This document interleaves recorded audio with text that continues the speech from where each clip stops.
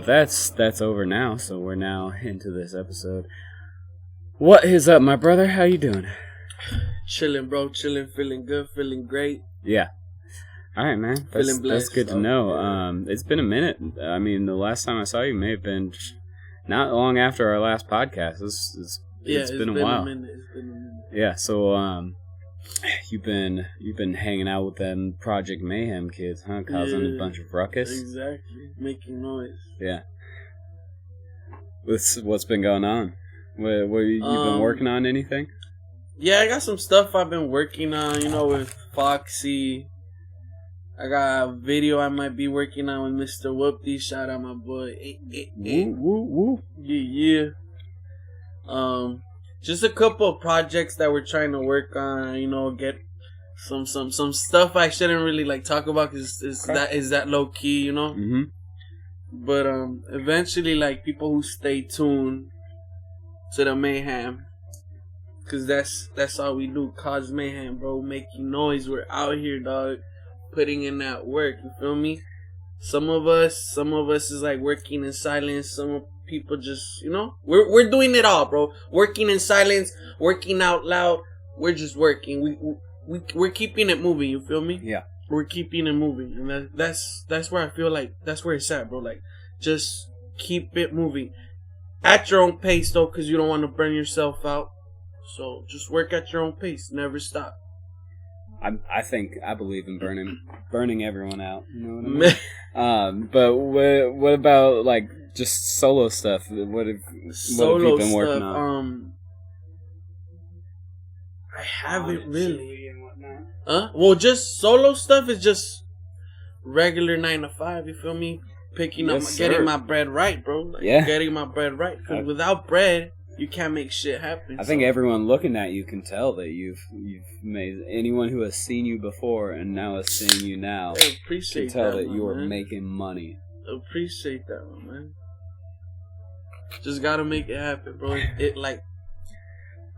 Realistically, money, I feel, is the root of all evil. But if you know how to work it right and work around it and use it to your advantage, you can make things happen. Yeah. So you gotta have it regardless to make shit happen. You feel me? Because if you don't have it, you can't do nothing. It's a tool to get things done. You're standing still. It's like time's frozen when you're broke, dog. Yeah. You can't do anything. You're just frozen in time. You're non-existent realistically to community, to life, to anything in life. You feel me?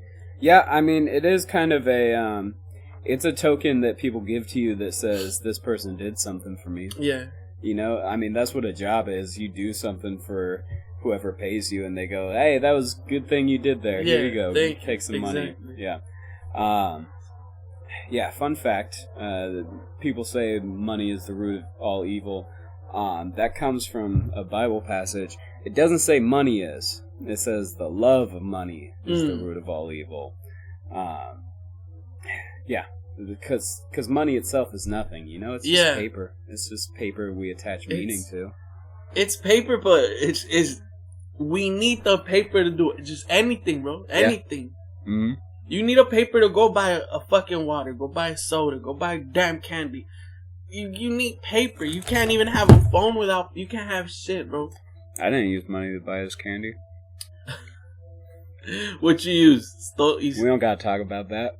No, you did not. I didn't steal it. No. Okay, I was like, no, he did it. No, I did use money. I was making a different kind of joke, but yeah. I was like, I cannot picture you stealing. I feel like if you were stealing at my store, I would notice you from a mile away, bro.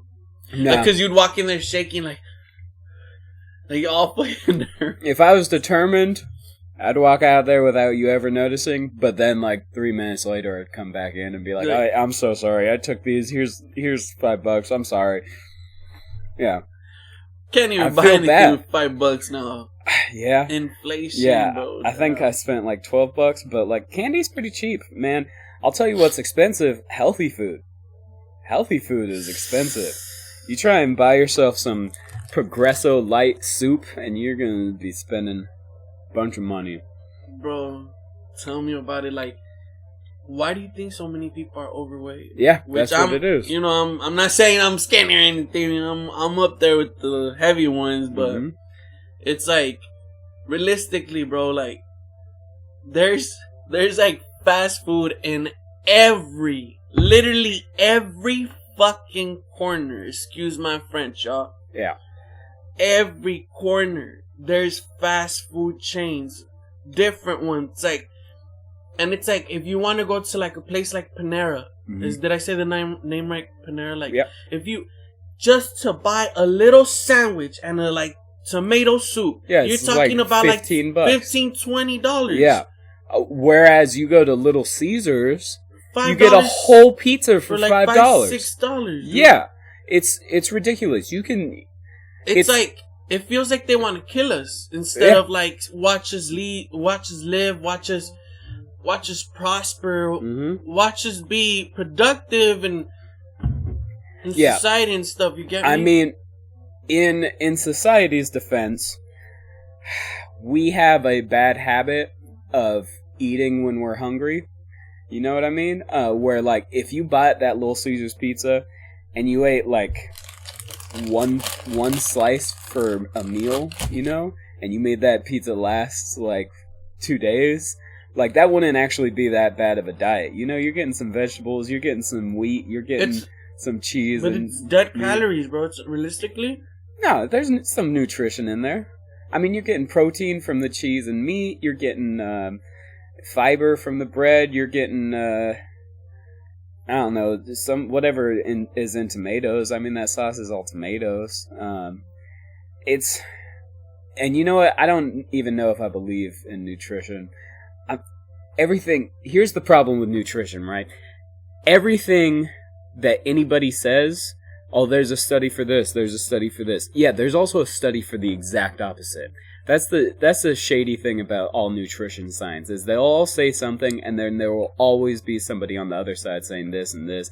I think if you just manage your calories, you know, it ends up being all right. I'll tell you this, bro. Mm-hmm. If you want to be healthy, exercise is key. Like you cannot be just on a diet. I mean, you can, but it's like you're just gonna get like thin. You're just gonna get thin, but it's like everything's gonna be loose and hanging and stuff, bro. Like, you want to be right, you gotta get in there, pick up the fucking weights. Period. Yeah. I'm right now, like, right now I'm not working. I'm not doing. All I do right now is ride my bike. You see my bike. That's all. That's my only exercise that I get in here and there. But I'm not in a physical journey like that right now. I eventually will get back to it, but right now I'm chilling. Does that make sense? Yeah. I'm chilling. I have too much on my mind. I'm chasing what I'm chasing at the moment, and eating healthy and all that is not one of them. Mm-hmm. I try to eat as healthy as I can sometimes, but it's just like I'm moving so fast, which LA already moves as fast as possible, but I'm moving so fast that I don't have time to sit in the kitchen for like hour, 2 hours and cook something healthy. Mm-hmm. I do go get it here and there, like Panera or stuff like that. I'll go to Yoshinoya. I don't know if you consider that healthy. Yeah, probably. A little bit. Whatever. Steamed vegetables. Eh? Yeah. Vegetables are probably good, yeah. So I'll try to do stuff like that, but I'll still put crazy soy sauce on it. So it's like, I'm messy. Like, I think soy sauce is pretty low. Yeah. You just gotta drink enough salt, you know? So it's like, I'll try, but right now my journey is like work, music, and creating. Yeah. Art. Just art, bro. Art. Anything that has to do with art and music, bro. Yeah. And my job, obviously, number one. That's a good way to do it. Man, I signed up for Domestika. It's like a online school thing. Yeah. And they have like a bunch of art classes where like you pay $9.99 a month, and some of their classes are free with a subscription. Some cost a little bit extra, even with the subscription.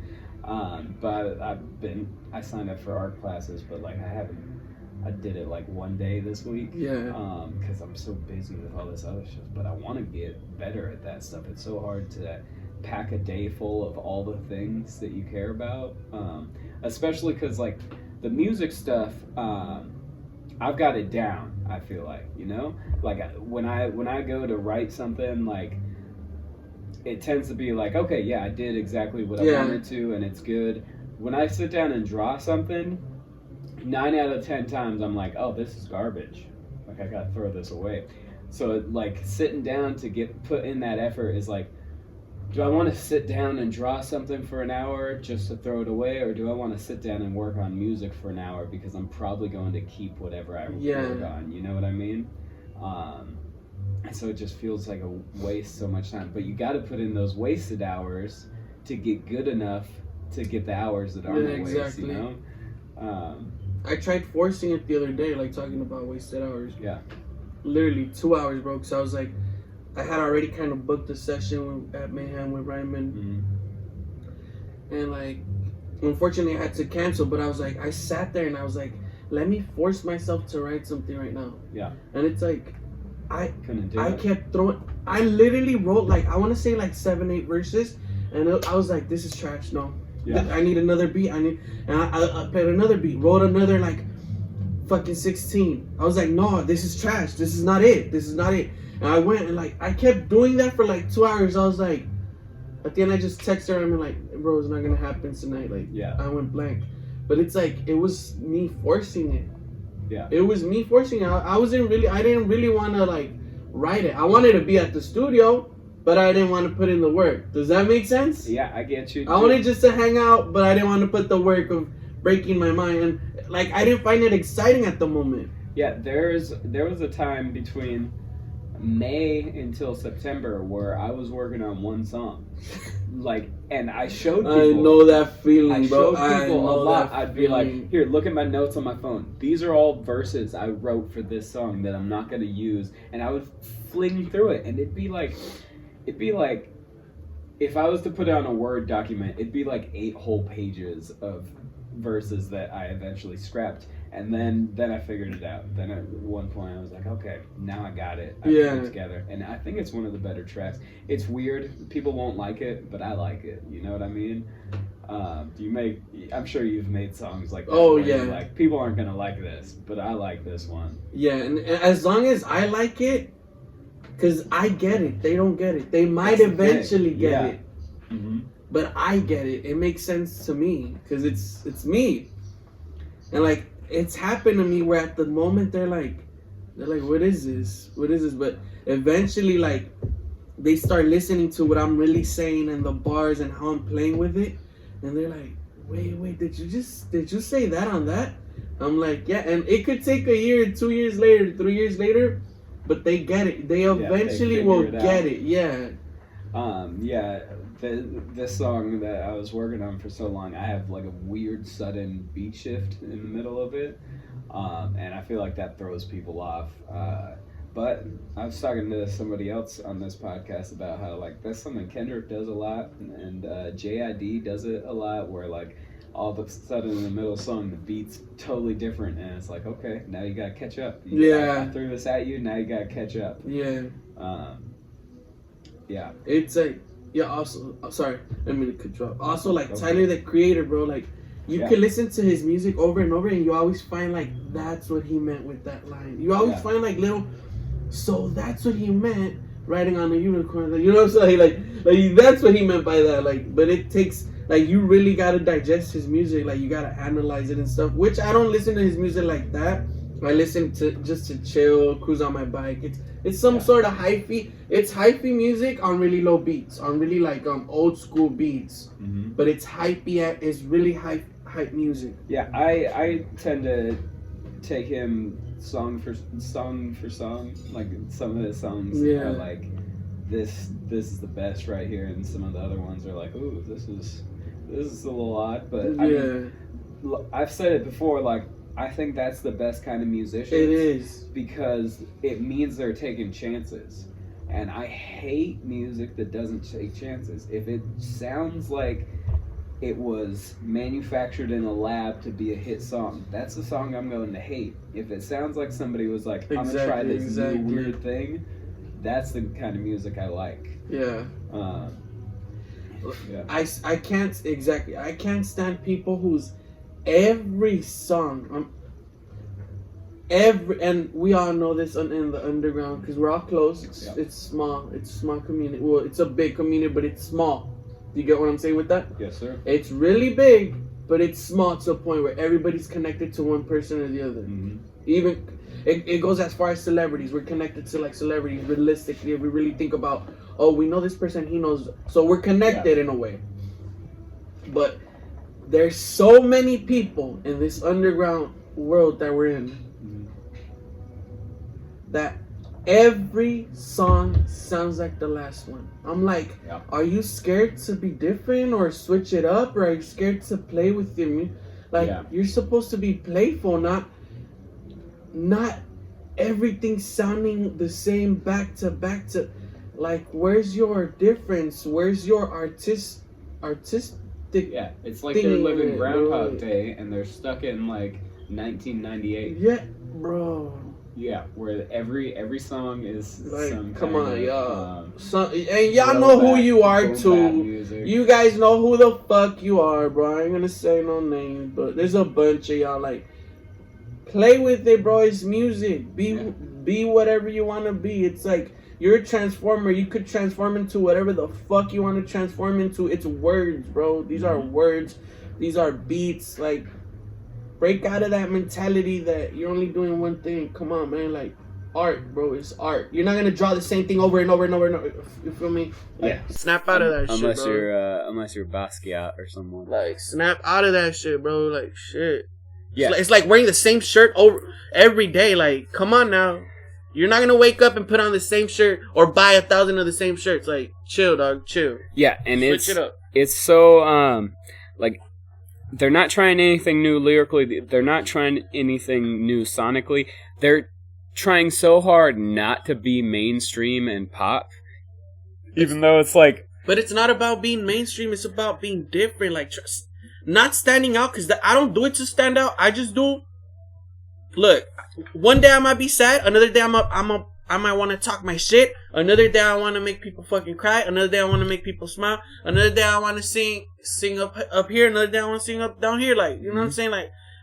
Like, come on. We all go through these phases. Why are you gonna pretend like you're just neutral? Like you're just neutral. You're in the middle. Like, no, nigga. You're gonna be sad. You're gonna be happy. You're gonna be like. Put yourself out there. Like, it's because look. A lot of people are scared to be see-through, bro. And I'm see-through as fuck in my music. Mm-hmm. Like, I'm an open person. I tell my story. I don't give a fuck. I'm gonna tell you right now, like, you know what? I don't feel good. But realistically, I'm just telling you how I feel. I don't give a fuck what you say afterwards. Does that make sense? Mm-hmm. I'm saying it for me. Yeah. I don't need your pity. I don't need you to be like, oh, it's gonna be alright. I don't give a fuck what you say. I'm just saying it to say it. Because this is how I am. And you know, since you met me, bro. Yeah. If I want heart on your sleeve. Yeah, I'll wear my heart on my sleeve, and I could give a fuck what you think. Or, oh, that's not that. Men don't cry. Like, shut the fuck up, nigga, bro. No, I'm sure. I mean, I'm just kidding. But like, it's like you know where I'm coming with this. Yeah. It's like people are scared to like let it out. Like let it out, bro. If you're angry, put that shit out there. Yeah. If you're happy, put it out. Don't be scared. Like, nah, I'm this OG gangster, triple OG. Da, da, da. Like, bro, shut the fuck up. Yeah. Shut the fuck up. Like, they don't want to take that armor suit off. And they're also like, if I've heard the song before, I don't want to hear it again, because you're not gonna do it better than the last guy who did it. And people are so afraid of. I think maybe they're not afraid of it. Maybe they're just incapable of doing something new. Maybe they can't. They just don't. They don't have that imagination. You know. Drop the mic. It may help them be like better adults. You know, because adults put away their imagination and they go do adult stuff. That's sad. I'm sorry. That's sad though. Like, drop the mic, bro. Yeah. But. On the other hand, just go raise a family and we're out here running around with our imaginations going wild. You know what I mean? Man, that's the. I still think there's gold at the end of the rainbow. Yeah, and then you put them in the music, exactly. and it creates the gold from your mouth. Yeah, exactly. Because that's what creation is. It's the imitation of God when He created the universe with His words, and that's. Look, bro. Music is so weird and so different because it's like. We're bringing our imagination, right? Like, we'd be saying weird shit. like da da da da da. Like we be saying weird shit. You know what I'm saying? Like fucking, for example, like, you know, just weird shit. Whatever we have, it's music is a fucking playground, but it's our own playground that we're creating. Mm-hmm. So that's why we play around with words so much, you know? Like my song, fucking Norman Bates. That was so fun, bro. Top notch, have him jumping like it's hopscotch, popping candy, no pop rocks, going crazy, knocking socks off, jumping in the pit like a rock star. You know, I was letting my imagination run loose, bro. Whatever came to my mind at that moment, I was writing it, playing, being free with it. You ever think, like, whenever I see stuff about like people going into solitary confinement, I'm always like, that seems like the better option. Like, I would be able to entertain myself like crazy, just coming up with new music or whatnot. Because my brain has all the fun it needs inside of itself. You know what I'm saying? Yeah. Like, I don't need anything outside. I can create worlds up here. Seriously. That are way more fun than anything anyone else has to offer me. Look. Sometimes it doesn't even need to make sense. No, it doesn't. Just listen to how the artist is playing, bro. Like, like. They're giving you a ride inside their mind, bro. Yeah. They're showing you how limitless, how far. Like, they took that blue pill or red. Which one is it? The red one? Which one's? I think it's the red. They took that red pill. That was maybe. Right? Yeah. They took that red pill and now they're showing you everything, how they see the world. Like, they come enter my world. Yeah. Come take a ride in my world. I always tell people, like, when I go to local comedy shows, they'll be like, "Oh, are they any good?" And I'm always like, it doesn't bother me if a comedian I see is bad. Yeah. Because if there's something so wonderful about seeing somebody go up on stage and say something that they think is funny and nobody else thinks it's funny, because you're seeing a part of themselves that's like so different from everyone else, because everyone else, like, that's the root of comedy, right? Everybody else really trying, right? They say something that they think everyone's going to agree with, and when nobody laughs, they're finding out for the first time, oh, no one agrees with me on this. And that's such a crazy thing to witness. That's scary. And it's similar with music. Like, you don't have to. Some of the worst music I love, because, like, when somebody is not a bad songwriter, but somebody who says lyrics that are odd and people find off-putting, I'm sitting there like, oh wow, this is a person that came up with these ideas and decided they were important enough to share them with the rest of us. And, like, it just shows how weird and unique different people are, and that adds some beauty in the world. Most people are so boring. Most people are so normal, and they fit in with everyone else, and, like, I'm bored of them. I've met 1,000 of them, but when I see someone who's truly, like, saying something that's like, oh, I have never heard that before, it doesn't matter if it's good. All that matters is, that's something new. Okay, I'm interested now. Like, that's something that means something to me. Yeah. You know? It's like finding a new color. Like, you're looking at the rainbow for all your life, and then, boom, a new color pops up, and you're like, that? Yeah. Oh, there's not supposed to be new colors. We've seen all the colors before. Yeah, that's like you'll wake up your whole mind, bro. Like, yeah. Just, yeah. That's why I love open mics. Like, not, like, particularly hip-hop open mics, just the random open mics.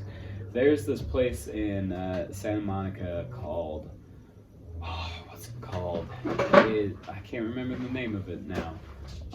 But they do, like, an afternoon open mic, and I've gone there once, and there was this old Asian man who had an electric guitar who would, like, digga digga digga digga digga, and just strum his guitar and then shout really strange poetry that was, like, vaguely sexual. Like, there'd be, like, 3 lines of poetry and it'd have, like, some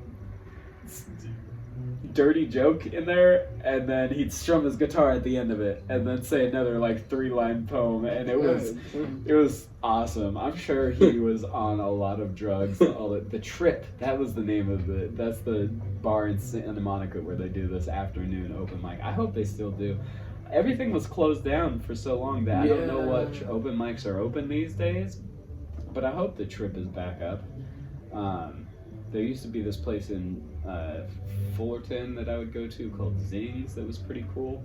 I feel like I'm too old for those open mics now, though. Like, I was going there when I was like 26, 27, and it felt all right.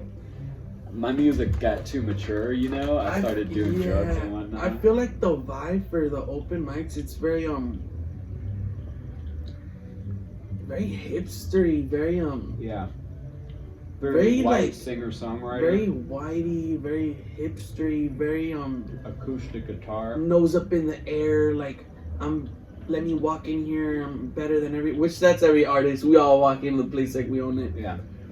But it's like it's like snobby. It's like I come from money type. You know, it's always like these little rich kids in their Mercedes. Like, yeah, but let me go say some poetry. Like, I think. Like, so today I drank a coffee. The coffee was very hot. I felt mellow. Yeah. The cream shaked like the atmosphere shakes when it's cold. You know what I'm saying?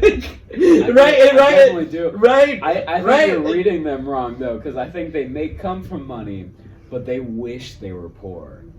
They do. They're like poverty. I don't get it, bro. Like, man, let's change places. If there's any. Yeah. You could come live here and I'll go live in your mansion or Prince and the Pauper kind of thing. Definitely. Like, let's do it. Yeah. But they're not gonna have the hood in them, have the real street life, like the real struggle. They're not gonna know. They could pretend it, bro. Yeah. They could pretend and try to act like this and that. It's like realistically, like, you're still a little snob. Like, you're still a little snobby bitch, bro. Yeah. There's definitely, I want to say snob. They're trying their best over at those hipster places, and they don't. I get the feeling that they don't want to be anything. You know, they're just trying to enjoy the ride, and it's like, good for them. Enjoy that ride. But it's like, okay, a lot of them, because I've performed at places like that. Yeah, I've performed exactly like where it's all these white people and like, you know, like all these like hipsters and all these like kids and shit. I've performed, bro, and it's like I could just see their jaws dropping, like from what's coming out somebody's mouth. But it's like in my head, I'm like, you guys don't relate. You have no idea. But at the same time, I feel like they wish they knew. Like, they want to get to know me. Like, why? I could tell, because right after I'm done performing, like, they'll be like, hey, that was crazy, bro. Like, where are you from? Yeah. Like, oh, I stay out in the ghetto, bro. Like, 323 area and shit. And like, but they want to know why this, like, Mexican kid is singing all this aggressive, sad, angry shit, bro. Yeah. Like, they, you know what I'm saying? Because they're not used to it. Yeah. And I'm talking about the coffee shops, not an actual show. Like, the small little coffee shops, you know. Like, can I get an espresso? Place. There's this coffee shop in Seal Beach called Bogart's that I used to go to the open mic there at.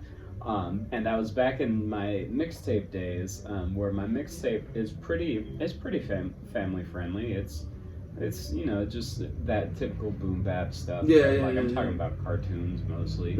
And so that would go over pretty well there. When my EP came out and I started talking about drugs and stuff, I immediately felt uncomfortable performing there, because it would be like a bunch of, there would be like some 16, 17-year-old kids playing like their acoustic pop music, and I immediately was like, I guess I should move on. I shouldn't be playing at open mics anymore if I'm making music like this. But that's why it's like the parental advisory shit. Yeah, right. That's why I moved on to places like the Trip and places that are more adult oriented. Even there's a cafe called the Unurban Cafe in Santa Monica that would still like a coffee shop hipster place, but it was mostly adults there instead of kids, and so it was a much more welcoming vibe there. They also had like an actual stage with a mic, whereas Bogarts is just kind of, they just have a mic. Super cool spot. If they're still doing open mics with Ishmael, it's yeah, I think his name was Ishmael. Ishmael, yeah, he used to run that open mic at Bogarts. He was a cool kid. Now that we're talking about this, something just popped into my head though. You know what? Mm-hmm. The music that we made, like our genre, like I don't think we have a genre because we're everywhere. Yeah, we're all over the map. But like the thing with artists like us, it's like we have to find our crowd. Yeah, because it's like a specific crowd. Like it's a, you know what I'm saying? Like we're gonna have the ones who want to do what we're doing, but they don't know how. Like you were saying earlier, they don't know how to be like, how can I make a song like that, or how does it work? Like it's like they don't have it. They can't. So they're gonna be haters, you know. Those kind of eventually turn into haters. Like, oh, that's that you're trying to be that new school, this and that. Like you're gonna have the haters, the ones that turn into haters. But then you're gonna have the good thing about our style is once we find our fans, they're diehard fans. Like they're the ones that are sticking around. Like what else does he have? Like what else is he gonna come up with? Like oh, I want to try to do his style. Like some of them are just gonna try to dissect our style to make it theirs, and that's the dopest part too. Like I hope, and I think I have, because I've had little like 15-year-olds hit me up like, hey bro, your style is sick, I need a collab and this and that. Like how do you do your style? What's your writing process? And my stupid ass is giving free fucking and this was like 5 years ago. I was giving free advice, telling them like, okay, well first you do the hook, and then like you know, kind of like be different. I was giving them all this advice, which I should have been charging the fucking kids. Money is the root of all evil. But it's like, that's what I do music for, bro. So somebody could be like, I fucking like that style. It's kind of different. I want to try to imitate his style and make it mine. Yeah. That's what it's about. Just like, make it yours. Make it 10 times better than mine. Mm-hmm. Make it to a point where you make it out of whatever you're going through. Yeah. So it's like, if I even did that to anybody that they saw my style and they wanted to do something better or push them to be better because they like my style, then I'm doing something right, and I feel like in a way I kind of already made it. Mm-hmm. And I have a feeling that there might be kids like that already kind of. Yeah, I'll tell you what, man. I don't got any fans. I don't know what you're talking about. Look, maybe you got a couple fans. I don't got no fans except for my mother. Bro, I'm your fan. What the fuck? Oh yeah, I'm your fan. I guess I got two fans. Yeah.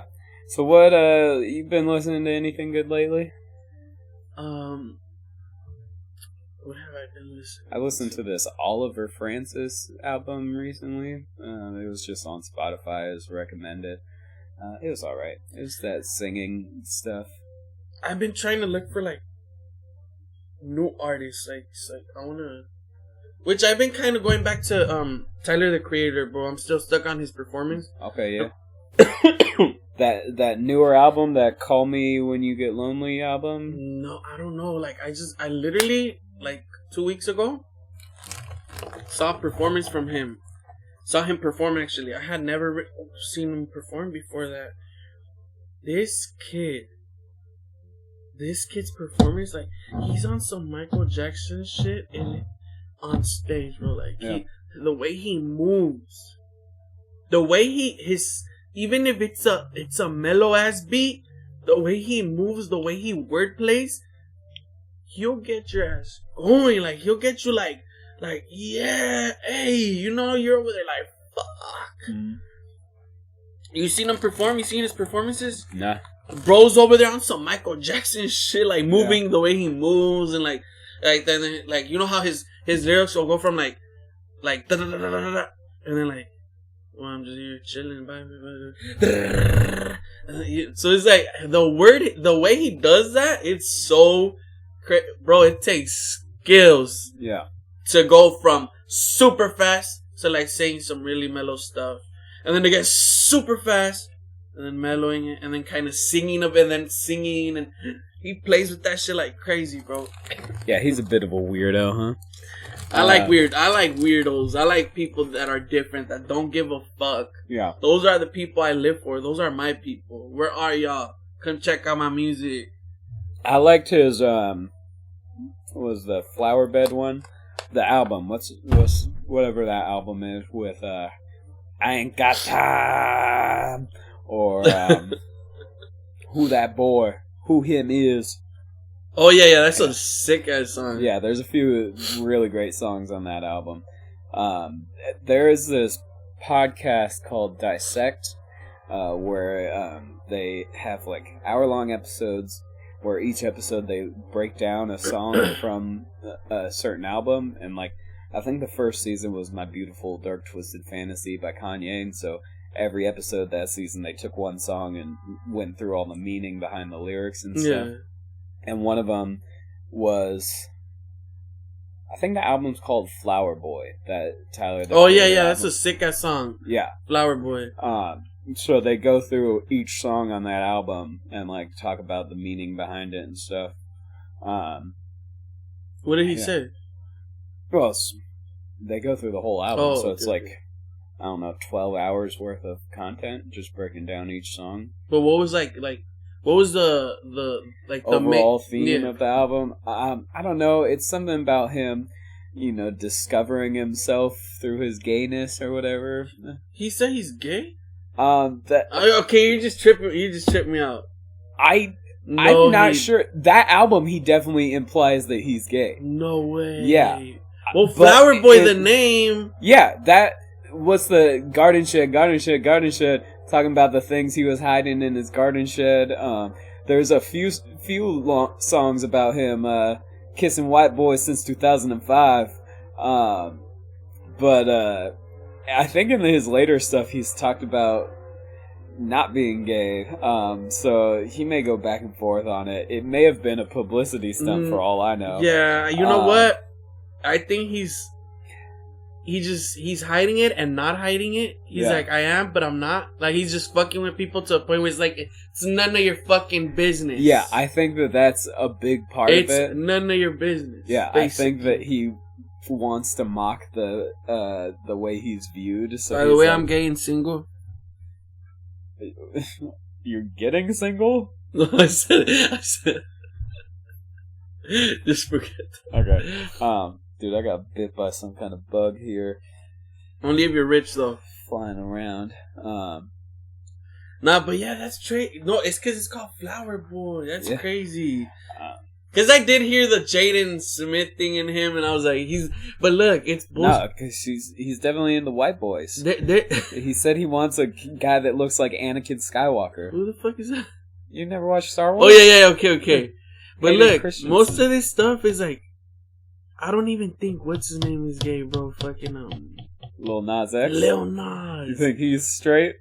I think he's probably straight, but he's playing it up for the views. He just saw how much money is coming in, and he's just like, no, I gotta keep this up. Like, it's like the homeless guy outside of on the freeway, and then he gets in his like Mercedes Benz. Yeah, it's like Kanye not really being a Republican. He's just saying it for the controversy. Little Pump voting for Trump. Mm-hmm. You get where I'm coming? Yeah, I get exactly what you mean. Bro, I would... Low-key, look. Not that I'm following all that shit, but... If me saying certain things... If I found out or figured out that me saying certain things and fucking with people's heads, which I already do... will get you some hate votes and people's attention. And I would get heard. Mm-hmm. I would get played. Yep. Because that was my number one. Getting played. Fuck the rest. Fuck fame, fuck money. I want my voice to be heard. And that's when I'm really gonna say some shit. But if it took me saying that I had sex with a dog or some weird shit. Like Bert Kreischer. Which I have had sex with a dog. But anyways, yeah. If it takes some weird shit like that. Go on, finish if it takes some me saying like some weird shit. I'm gonna say it. Fair enough, right? Yeah, all right. That's what rappers do. They have sex with dogs. I'm gonna say it. No, yeah. Put me on, my boy. Yeah, rappers say ridiculous. I mean, that's Tekashi 6ix9ine's whole entire career, right? Is just saying stuff to make people mad about him, and then he gets a bunch of views over it, and it works. That should be in the comments. Complx talks about having sex with a dog. Oh, it's now definitely going to be in the description of this video. Yeah. Yes, sir. Yeah. Yeah, so you've been... By the way, the dog got pregnant afterwards, so... Did you get an abortion? Did you force I it to made get the an bitch abortion? get an abortion. She wasn't gonna get me with that welfare. That's terrible. Yeah, fuck that. You shouldn't do that. I'm very pro-life. No abortions. I only let her keep one though, like, but we had to give it away. Cause it's a dog, so Yeah. there was a big litter. Yeah. And I see. like they made a big deal out of it. Like I could hear her crying and everything. Like, oh. So one of these days you're gonna go to the pound and you're gonna just see a little Complx puppy. Yeah, you're gonna be like, Dad, why'd you leave me? I'm like, 'cause you're a fucking bitch. And then you're gonna put it down. Fucking mutt. This is the saddest story I've ever heard. And I love dogs. Just not your own kids. Yeah. Yeah. She was a bitch to me, bro. She bit me a couple times. That's And the bitch had fleas. Bitch. Why you lied to me?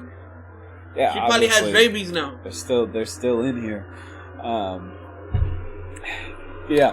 So you've been working, yeah? Yeah.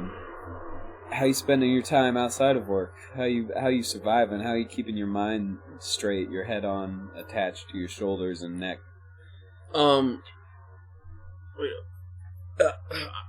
don't really know if it's quite there. Yeah.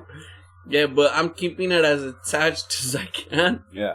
By purchasing chains? What you got going on there? That's actually my new song. Just bought a chain for the pain. Oh. Yeah. Okay. What saint is that? Is that a saint? This is Mary? Mary, and then Okay. Saint Jude. Okay. Protection against That's why I got it. Protection against people who are envious of you. Oh, I see. So it's like, because envy is like envy turns into hate, right? Sure. A lot of people that are like, oh, he has a job now, like, which I that's weird how people, I've had that happen too. Yeah. It's weird how, oh, you have a job, you think you're better than me now, and this and that, and I'm like, where is this coming from? Like, what are you? So I got this. It's just protection from from evil, from people who wish harm upon you. Yeah, there's a lot of mosquitoes in here, bro. They're Oh fucking no, I me. thought there was some kind of light, but I think it was the chair. But yeah, like, it's just protection against negativity So and like Jude protects against envy, huh? Well, in Spanish, if you read it, kind of tells you everything and stuff like that. I don't know in English what it says. I mean, it's a Catholic thing. It's not really my denomination. Okay. We don't really do saints. Mm. But it is interesting that Jude is Jesus' brother. So it would make sense that he's the saint of envy, because he was probably kind of envious of his brother, since his brother was the son of God. No, they were like together, both of them. Well, the idea is that Jesus was born. Maybe it's not the same one. Maybe it's because there's San Judas Tadeo. I don't know which one you're talking about. There's two San Judas, Saint Jude's. Okay. There's the one that betrayed him. This is not him. Oh yeah, no, that would be in English Judas, and then there's Saint Jude. Yeah, that's this who would be Mary's other son with Joseph instead of with God. Jesus' half brother. Yeah, but wouldn't it make more sense that he's so proud of his brother, which is Jesus Christ, that he tried to protect everybody who was envious of him? Maybe. You get what I'm saying? Yeah, I don't think that his. Because if you're my brother, right? If you were which you are my brother, but if you were my brother, well, no, you are my brother. Let's just say you're my brother. Yeah.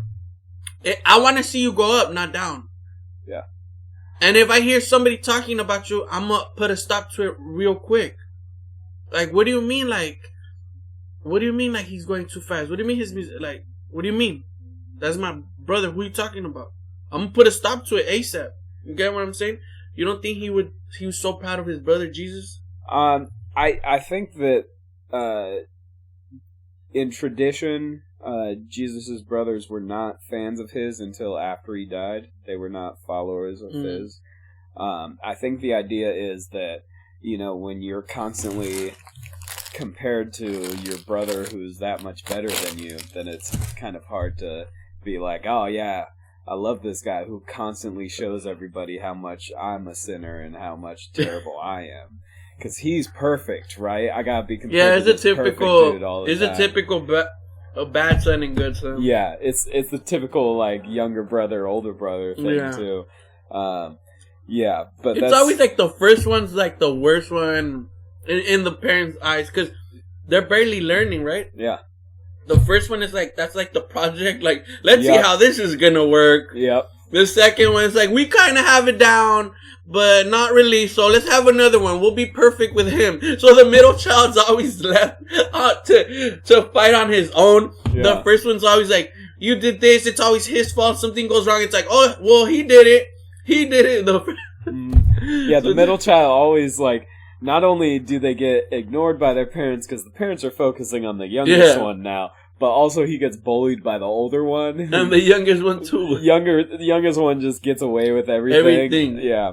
I'm the youngest in my family. So he's like, so with the youngest one, they're just like, okay, we got this now. We know how to deal with it. Yeah. In my case, it was, I was just a good enough kid to be left alone while my older siblings got all in trouble and stuff. My parents were way too busy dealing with them. I didn't even know you had older brothers and stuff. Yeah, I got 2 brothers and a sister. How old are they? My oldest brother's mid to late 30s. It's probably like 35, 36. Any of them make music or dabble in some sort of art? Not really. My brother, my second brother, he's probably like 33 at this point.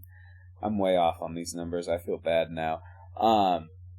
He actually tried to rap when he was in middle school, and I got him in trouble over it by copying him. And they were not good. They were not family-friendly lyrics. And so... Was it good? Yeah, it was actually remarkably good for a middle schooler, yeah. Though I could just be remembering it wrong because I was like 6 at the time. What do they think about your music and your stuff? And they live in different states. My oldest brother actually has recorded a verse on his friend's music before, and it wasn't bad. It was pretty good. He lives up in Washington, and my other brother lives in Colorado. My sister lives in California. She comes to my shows sometimes. Yeah, they're all my family is a fan of my music. So you say you only had one fan. See, now you had 3 more. Sure, yeah. Yeah. That's fair. That's fair. I got all my family. My family are all, they all enjoy it. So you do have fans. You're just being, what would be the word? I don't know, modest. Modest about it, yeah. No, I was being, I was saying that because, like, my mom's the only one who will ask, hey, when's your next show? Why aren't you doing any music? Can I hear any of your new music? Same here. Yeah. Yeah, so but that's you know what? fan. You know why they want to hear it sometimes, though? Mm-hmm. That I've noticed. Is to check to make sure you're living what you're right. talking about. Yeah. And, like, that's why I kind of stopped showing her music, because I noticed, like, you don't really want to hear the music. You just want to hear if mentally I'm not talking about, make sure my recording and stuff. Check.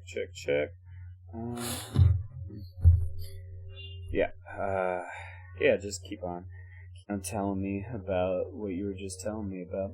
Oh, your mom's checking in on your music just to make sure everything's going right. I think they just want to make sure, like, okay, is he talking about certain things? Is he suicidal? Is he this? Is he that? He's talking about money. Okay, yeah, your music's good.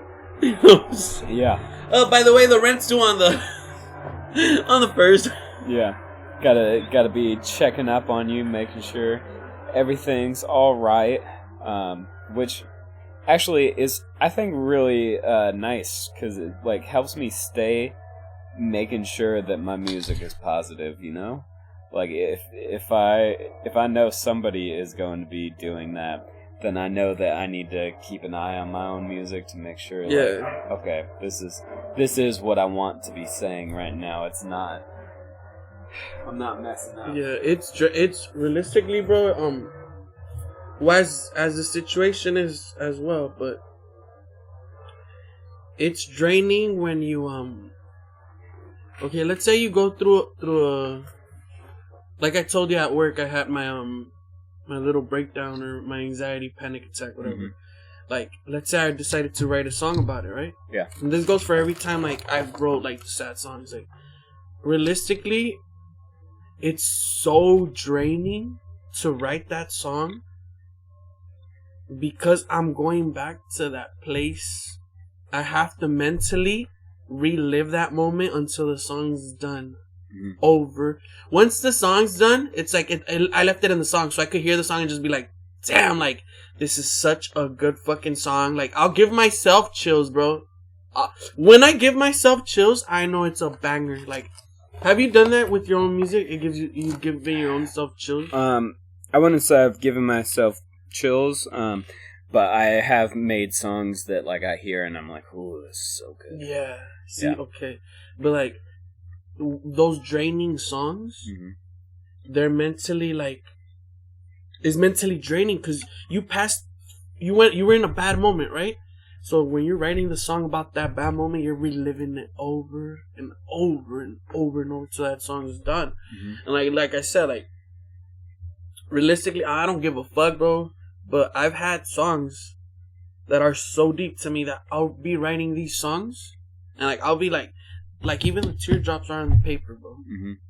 Like, I'll be writing the song and, like, just the tears will be coming out of my eyes, bro. Like your Taylor Swift. Fuck you. Teardrops on my guitar. She says that shit. Nah, but it's not like that. But it's real. Just like that. Yeah, about? You're right. It's literally just like that. Which is good. She's my favorite. So you're up. But yeah, I feel like, and like when I've had people cry with some of my songs. At work, when I was working at Amazon, like, I played it for my coworkers.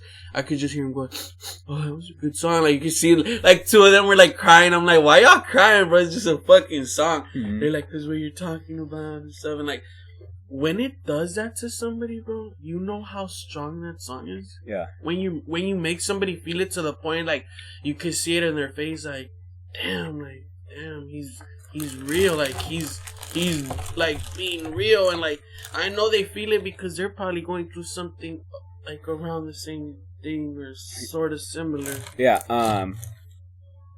The last EP that I wrote that I never released, when I played that for a few people, they cried. No way. Yeah. Have I listened to that? I think you've heard at least one song off of it.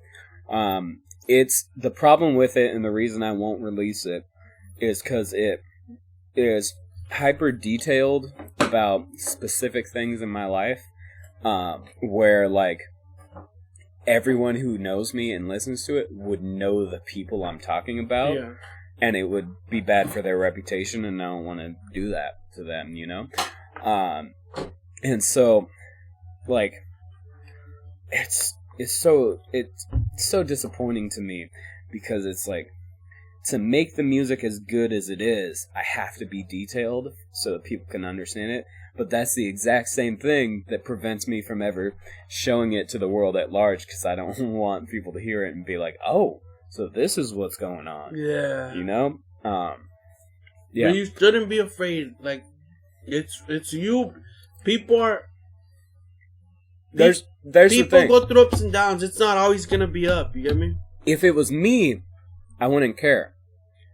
Everybody else in my life did not sign up for this. You know what I mean? So if I focus just on me, I have no problem saying whatever. Focusing on other people, though, in my life, it becomes like, I don't want their reputation harmed by things I say. Because also, like, nobody's ever really objective about things that happen to them. Everybody's biased towards themselves. Yeah. And I know I am. Like, I will always take my side in a fight. So if I tell you a story about a fight I had, it's always going to be about how I was right the whole time. Yeah. And the other even if I learned a lesson, like, I'm going to come out on top. Yeah. And that might not be the truth. And you know what? That's a thing I strive for a lot in my music is, above all else, I want to tell the truth. Even if it makes me look bad, even if it's not pretty, like, the truth is what matters to me the most. Yeah. Because I think the truth can help people more than anything. You know? If we make music that is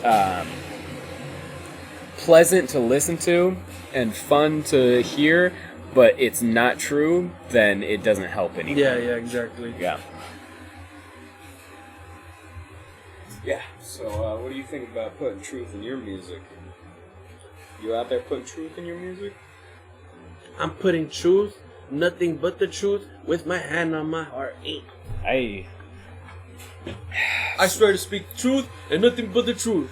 Where's that from? I forgot. Is that from Court or something? Yeah, that's what you say. Shit. That's what you say. You put your hand on the Bible and you say that to promise that you're going to tell the truth when they ask you questions. I will not say things just to become famous. But you will. We all know you're lying. I don't lie. I just tell little white lies. Hey, you think I could use your phone for the camera? Yeah. Yeah, my phone says I have enough memory, but it just keeps turning off for some reason. Awesome, thank you. Yeah. Is this a new phone? Yeah, it is. My other one got stolen. Is the XR or something like that? Might even be better quality than what I was using. Which one are you using? I don't know. I have no idea. I know that It's just a cellular phone. It's some kind of phone. It's a phone. Does it make calls? It does make calls. I think. I don't know if Can I've you ever used phone that home? feature. I can. E.T. phone home. I can make that little light on my finger. See, I made the little Oh, light. shit. If that's what it means to Oh, phone home, shit. I can phone home. I'm easy to entertain, bro. Yeah. Bro, flashing lights, man. Flashing lights is where it's all at. Talking about that Kanye song. For real. Yeah. So, yeah, bro, but look, just even talking to you, it's waking up, like, Ideas. and I want to get in the studio, bro. Like, I want to do them back to back. So I was sleeping for a while. I was sleeping on myself, dog. Mm-hmm. And I just want to snap out of that. I get it. It gets unmotivating for a while, especially when you're working and you're getting so much out of work and getting paid, and you're like, I'm gonna focus on this, you know. And the way I do it, where like I go to work and then I go to the gym, I'm getting so much out of all of that like, oh, what's the point of doing music? But you know, it's all the thing. It's I think we do music because it's rewarding, you know. Like we felt like we did something, but when we're so busy and like we're already doing things that are rewarding, yep, so we don't need that feeling. Yeah, it's like, yeah, we're already getting it. Like we don't really need it. Mm-hmm. But then we gotta really think about it. Like, this is something I love. Like, why am I gonna stop doing it? Like, yeah, I gotta make it a priority. You feel me? Yeah. Like, I'm not gonna make it work. I'm not gonna make it to a point where it feels like work. But I'm gonna make it fun. Like, I'm just gonna do it because it's fun. I'll tell you what, man. I have to make everything feel like work, or I won't do anything. No way. Yeah, I will. If it was up to me, I'd lay around on the couch eating candy all day. Like, but you know, we're kind of doing that. We're just not in the couch. And people are hopefully watching and listening. Exactly. We're making content for you. Yeah, because you know, Sour Patch sponsor my boy Kid Icarus. That's right. Definitely do that, Sour Patch. I love your watermelons. Please. I will eat your Sour Patch watermelons all day. You want a... I'll eat your candy till I have no teeth left, I promise. My teeth actually are kind of hurting. Not from the Sour Patch, though. I promise the Sour Patch do not damage your teeth. It's probably from the actual literal watermelons I was eating earlier this week with tahine. Tahine probably did it. Tahine will mess up your teeth. We need Sour these Patch ones watermelons, though. Oh, okay, he wants watermelons. I prefer the little blue raspberry kids, right? Cause and nerds, though. Yeah, we don't nerds need can go to trash. Nerds are for nerds. Yeah. Sponsor us. That's right. Now that the sponsored content's over. I do like these nerds, though.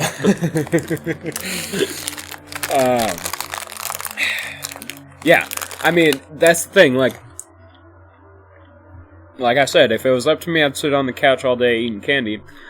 And this is different because there's a microphone here. I'm actually pushing this conversation. Yeah. If there was no microphone, we'd be sitting here in silence, like, whatever. Because I ain't going to talk to you. Why would I talk to you? I know, I hate talking to you over this. Right? You're annoying. But I don't even know how I have white friends.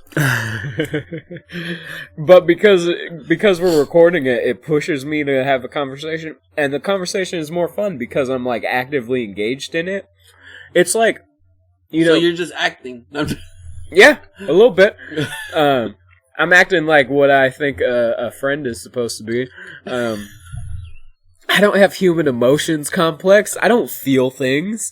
I know, it sucks to feel, though. I feel too much. Yeah, I'm the opposite. I don't feel at all. My life is a gray, amorphous blob. No, it's like... Conversation is like sparring, right? If you don't want to engage, you can just sit on the side and no one's gonna really bother you. Yeah. But if you decide, like, all right, I'm gonna take this round, I'm gonna throw some punches out. Yeah. Then the person hopefully will match your energy, and you can have some fun, play around, you know. And that's conversation. To get the most out of it, you gotta put the most into it. Yeah. And it's always good, bro, when somebody matches your energy, bro. Mm-hmm. Like Bands last night. You know, I got a little exclusive. Shout out my boy Bands. Bam, bam. Prod by Bands. Go check them out. Dude, it was already midnight, alright? I had just showed up, pulled up to the studio. It was midnight. He had just finished doing something with Foxy. I'm like, hey, bro, I need an exclusive. Oh, I need a beat. He's like, oh, let me show you what I got. I was like, no. I need something unique. Like, I told him kind of what I wanted and stuff. He was really tired. We worked something out, you know. Didn't leave the studio till like 3 in the morning, bro. Yeah. 3 in the morning. Or actually a little over 3. Bought him some Red Bull. And I respect that because he's really like, that's his hustle. He's really about his hustle, bro. He showed me then and there, like, okay, like, you're gonna take care of my back, I'm gonna take care of your back. Mm-hmm. Like, we're gonna take care of each other right now. Let's get to work. Mm-hmm. And I could see him nodding off, bro, and like just chugging that like Red Bull, like, no, I need to get this done.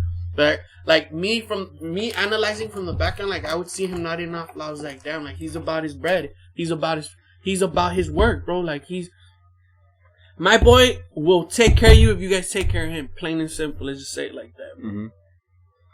Right on. So I respect people like that. Like those to me are hustlers, mm-hmm. Not somebody who's just like, well, maybe next week or maybe like you're not about it, bro. Like you're not about it. It's like, and you know what? That's sad that I'm even saying that because my coworker, this guy just started working and shit, has face tattoos and stuff. He's not from nowhere, blah blah, right? Mm-hmm. He's not from nowhere stuff. But it's like, my boy, like, he's a real OG, you feel me? He's a real OG. We're talking about this, I don't know how I ended up talking about making music and stuff, right?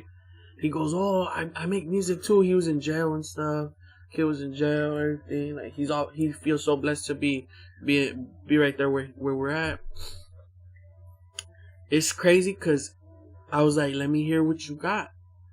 Bro, just him spitting to me for like 20 seconds, I was like, that's some real shit. Like, he was talking about his pain, being in prison. He was talking about how he's chasing like a new, you know, I don't remember the words he said, but it's like, just in the, you could tell right off the back when somebody freestyles. It was a written, it wasn't freestyle. It was something he had wrote. Like, you could tell like this needs to be on a beat in the studio, bro. Mm-hmm. Like the way he was doing it, you feel me? And it's like he told me how like his friends were like, I'm stretching out, but he told me how his friends were like for years and years and years. He said, I just let time fly and fly. Let's hit the studio, but it never happened. Let's hit the studio, it never happened. Like, and all these years just went by, and now he's like 33, 34. He's like, I could have been doing this since I was like 15, but it's like, yeah. we just kept making. Oh yeah, we'll eventually do it. And like, that's so sad how that happens to so many artists, bro. Yeah. So many artists, like, yeah, we're eventually gonna hit the studio, and it's like they just let all this time fly by because unmotivated friends, bro. Mm-hmm. But at the same time, he should have took the step and just gone to the studio by himself, you know. But it's a scary thing to go by yourself. Yeah, because that's how I ended up at the studio by myself. Because it's like I was like, nah, nobody's ever. They're just lying, bro. Yeah, that's the thing, right? You gotta be the type of person who says, I am going to do this on my own. On my own. It's a scary thing though. It's to do wild it on how your own, people bro. are in bands. Like, how are you in a band? How do you get 5 people to like actually dedicate themselves to making music at the same time? Yeah, rehearsing. Yeah, like how do you organize? You gotta have a strong personality for that. I'm not that type of person. I gotta do it on my own because I can't get friends to commit to nothing. Yeah, like how do you guys do it? Yeah. Yeah, and that's, it's hard to bring 2-3 people together. Imagine a whole band like. Yeah, like that's a whole, why they're like, always 5 breaking people. up, though. That is totally Man. why they're always breaking up and getting replaced by other people. Yeah, I guess what it is like it works better when it's not even real friends. There's like 2 or 3 friends, and then there's like the bassist and the drummer who are just like other people from the scene that got basically hired to be in the band. You know, they didn't come into it naturally. They came into it because someone was like, "Hey, we need a drummer. Does anyone know a drummer? Yeah. This is Kyle. He plays the drums. Are you any good? Yeah, papa, papa, papa." And then like the 2 friends are the ones that are like, "Yeah, we wrote all this. Just play the things we wrote." And Kyle's like, "All right, I'll just play the things you wrote." Freaking Kyle. Yeah. But no, Kyle's cool because like you need that person to just do the things that are written for you. You do. Yeah, so you've been listening to some Tyler the Creator. You've been hanging out with bands at the studio, making some stuff, huh? Yeah, you've been to any shows lately that have been popping off? I haven't. I was looking for your show at the what's it called, that's right.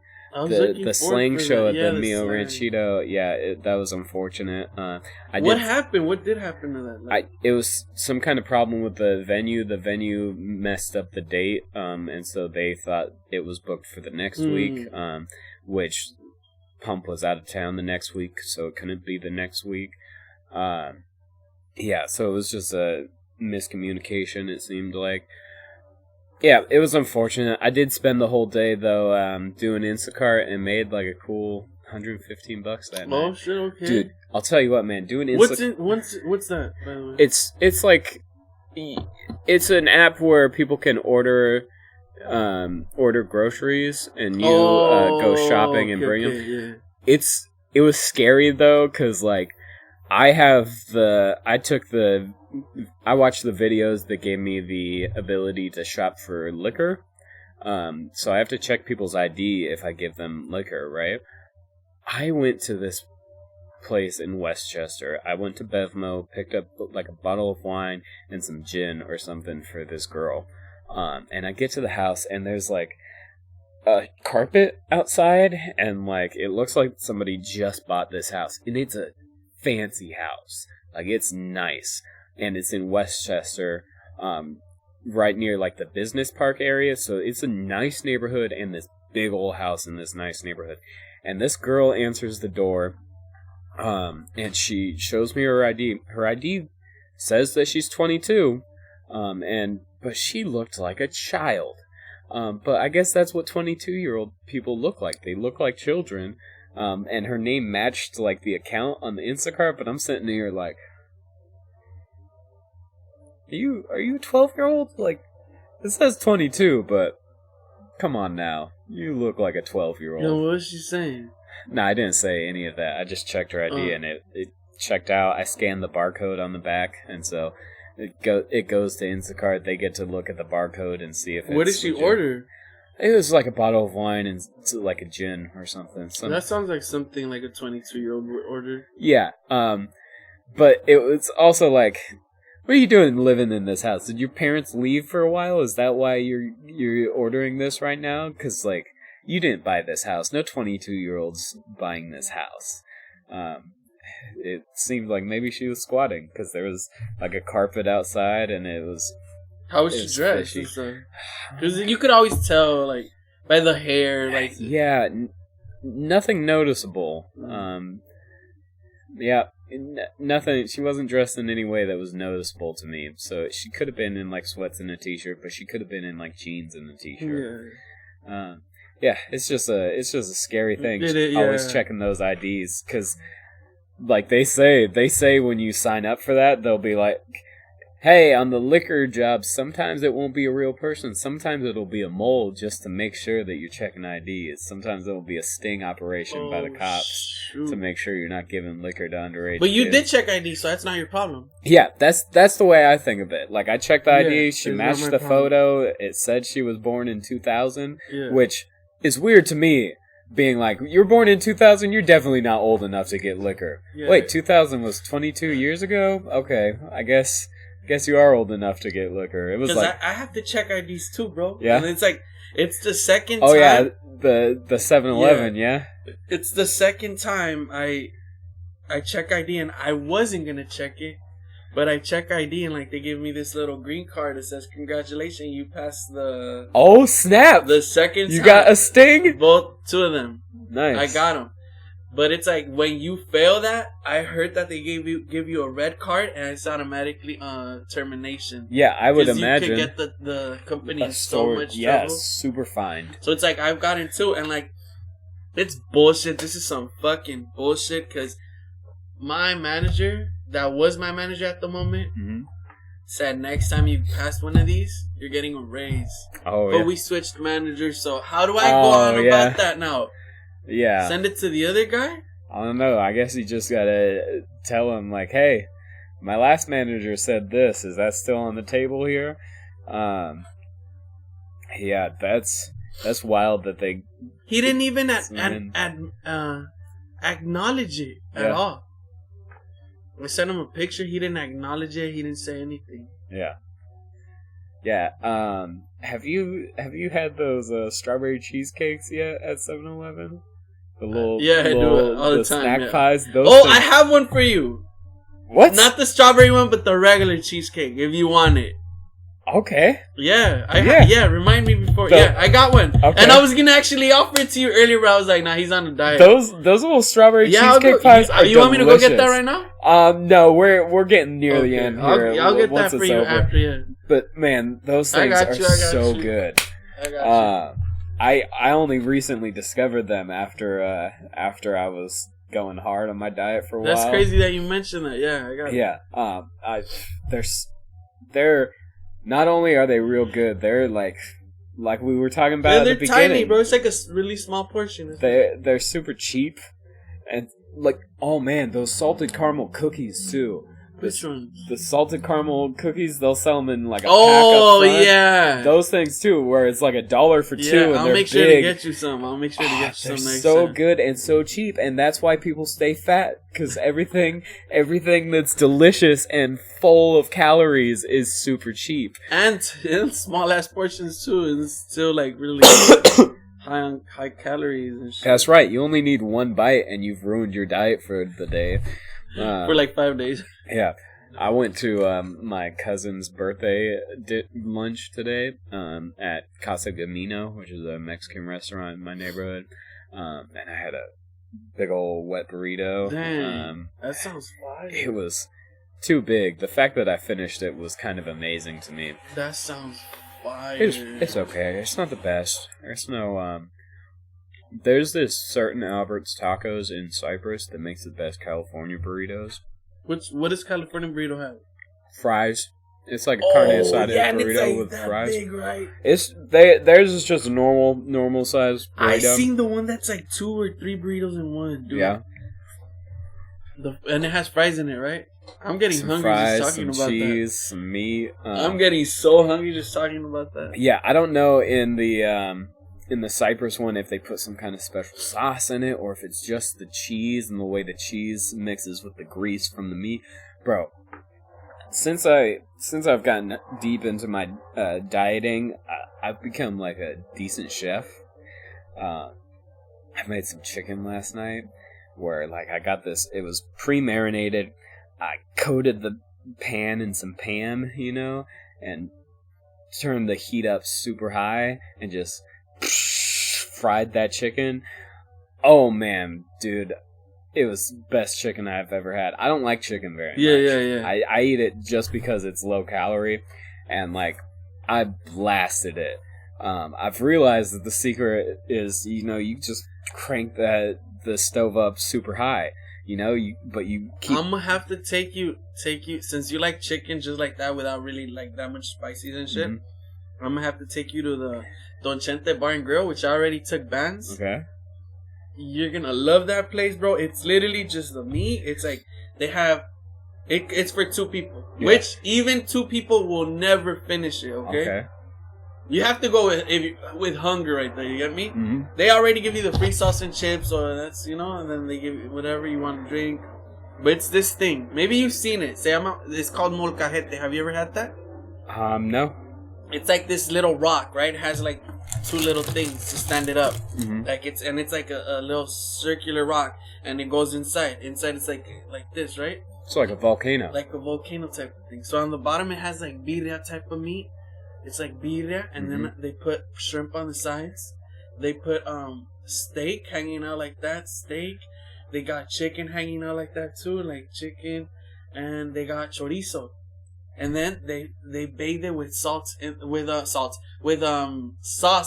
the middle, or you could grab it on the side. Mm-hmm. Which we could get it on the side. So you can make it as spicy as you want. Yeah. And then it comes with a side of bean, a side of rice, a side of bean, a side of rice. So as you get your bean, your rice, I get my bean, my rice. That way we don't, it's not messy. And then you get 6 tortillas, so you could get 3 for you, 3 for me.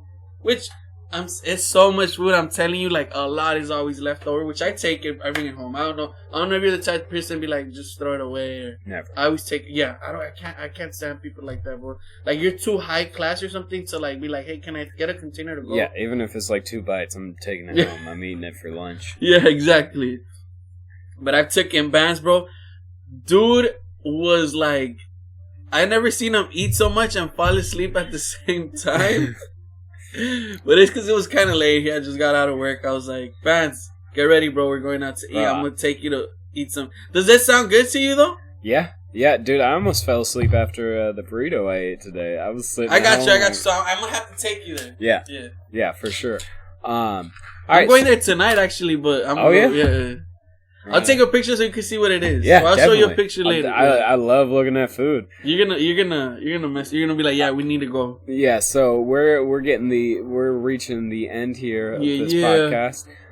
So last minute shout outs. Who you got to shout out? Who should be looked into? Any artists? Any businesses? Just all the Mayhem team. Just everybody who is part of Mayhem. Mayhem. Which. Jason Mayhem Miller? You're talking about the UFC Project Mayhem. With the red hair? Project Mayhem. Which I feel like you're Project Mayhem too now. I mean, yeah, it's the place where I record at when I record. Yeah, I plan on doing my vocals there once I get the rest of my EP done. Everybody who fucks with the team, you get me? Just look into them because it's nothing but really talented individuals within our group. Like it's really talented, motivated people, from Boom Coon to Bands, Betsy Gifted, Fallacy, Foxy, you. Just if I'm missing some names, I'm sorry. Fucking, you guys know who you are. Just all the Mayhem team, just Ryman, just everybody, bro. Producers, engineers, just everybody within the team. Check them out, bro. You might just become another family member because we always welcome people who are willing to grow and just want to meet new artists, and we're always willing to meet new artists and welcome people into our circle, as long as you come you come at us in the right direction, not with no bullshit, because we don't deal with bullshit. We won't accept bullshit, and we just don't want that negative energy around. You will be canceled. You know what I'm saying? Like, come at us right. Come correct, my boy. Right on. Yeah, so Project Mayhem, everybody check out the Project Mayhem guys. Yeah. Everyone in Project Mayhem is a good group of people. I'm going to give a quick shout out to one. First off, look into Hosanna Christian Fellowship's Realm of Shadows. It's a haunted maze if you guys like going to haunted Halloween mazes things. It is going to be the weekend of, well, next weekend, I believe it's the Saturday and Sunday of next weekend, and then the Halloween weekend, Friday, Saturday, Sunday, and Monday on Halloween. So look into that Realm of Shadows. Tight, 'cause it might just fall. That's right. And then also in addition to that, there's this play in Long Beach. Let's see if I can find the address here. Long Beach. Gosh darn it. Okay, there we go. Studio Center. No, Studio Theater. That is not great. There we go. 5021 East Anaheim. Long Beach Playhouse in Long Beach. They have a play for the next 6 weeks, 8 weeks called Urinetown. Like pee, urine town. That my cousin's in, so check it out. I'm going to be checking it out possibly next week. I was looking into it to see if I could show up there tomorrow, but it looks like it is sold out this weekend. So they're doing Friday, Saturday, and Sunday matinees every weekend until November 19th. So check that out if you're into musicals. I'm into musicals sometimes. You into musicals? I could only take so much of it. I'll tell you what, I don't know of any like musical plays that I'm a big fan of, but I watched Les Mis and I played that soundtrack on Spotify a bunch. It's pretty great. Also, the Hamilton soundtrack is fantastic. I listened to a few musicals, but don't have an experience of going to like any like high-end performances, though I did see my cousin in The Little Mermaid. For real? Yeah. Oh, damn. Okay. Yeah, he does plays. I think he played a seagull in that. Oh, that's cool. But he's in these pictures on here, so I think he's in a bigger role on this one. So yeah, if you're into plays, you're in town. If you're into Halloween mazes, Realm of Shadows, run by Hosanna Christian Fellowship, which is my church. I can't remember. I think it's at Trinity Christian School. That's where it's being set up. But don't just show up there looking for it, because I could be wrong. So look up Realm of Shadows on the internet first, and then go to that go to that address that you get off the internet, because the internet's always to be trusted. That's what's true, right? It sure is. Yep. All right. That's it for today's podcast. Thank you guys so much for watching.